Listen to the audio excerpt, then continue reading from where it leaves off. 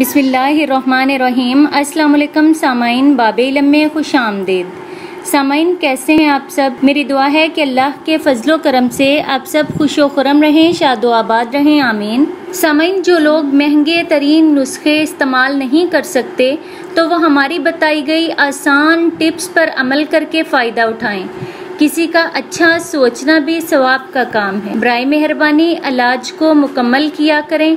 जो नुस्खा आपको बताया जाता है वो काफ़ी तहकीक और तजर्बे के बाद हासिल किया जाता है, लिहाजा उसको मुस्तकिल मजाजी से इस्तेमाल करें। इंशाअल्लाह ज़रूर कामयाबी मिलेगी।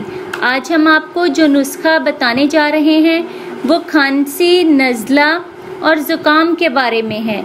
जैसे ही सर्दी आती है, खांसी, नज़ला, ज़ुकाम जैसी ख़तरनाक बीमारियों में बच्चे और बड़े मुब्तला हो जाते हैं। गर्मियों के एंड पे या जब भी मौसम तब्दील हो रहा हो तो नज़ला, ज़ुकाम और खांसी जैसी बीमारियां आम होती हैं। आज हम आप लोगों के लिए एक ऐसी चीज़ लेकर आए हैं जो आपके घर में हर वक्त मौजूद होती है।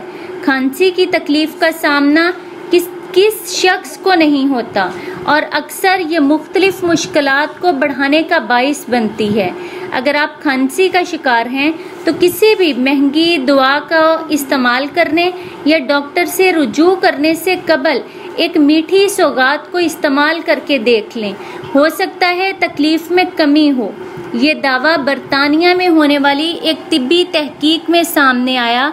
तहकीक के मुताबिक चॉकलेट खांसी की तकलीफ की सूरत में गले की खराश को सुकून पहुंचाने में शहद से भी ज़्यादा मौसर तरीन साबित होती है। जी हाँ, वाकई चॉकलेट खांसी पर काबू पाने के लिए मौसर करार दी गई है। इससे कबल लंदन के एक कॉलेज में एक तहकीक की गई और ये नताइज सामने आए कि चॉकलेट में एक ऐसा केमिकल होता है जो खांसी को रोकने में रवायती अद्वियात के मुकाबले में ज़्यादा बेहतर है।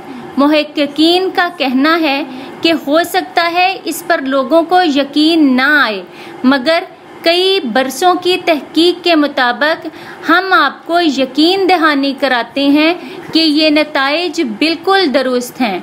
आप इस्तेमाल करके देखिए और अगर मुस्बत नताइज का सामना करना पड़े, आपको फ़ायदा हो तो बाबे इल्म को अपनी दुआओं में ज़रूर याद रखिए और कमेंट बॉक्स में हमें ये बताते रहिए कि आपने कितनी देर ये नुस्खा इस्तेमाल किया और आपको क्या फ़वाइद हासिल हुए। बहुत शुक्रिया।